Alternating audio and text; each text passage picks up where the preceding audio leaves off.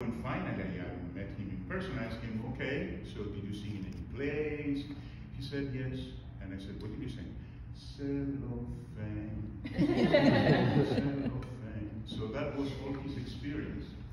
So we came along with. So two things about that. He is not introverted, he just sings so. He's very smart, he thinks a lot. The process of studying voice, as many of you know, is hard. And he always took a pause and said, that's how it was, that's how it was. He practiced, and also, he never, ever missed one lesson.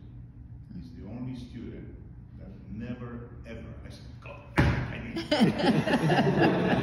So he always goes there, and always with a great attitude. So welcome to his senior recital, enjoy, and welcome Dan and his collaborators in this case.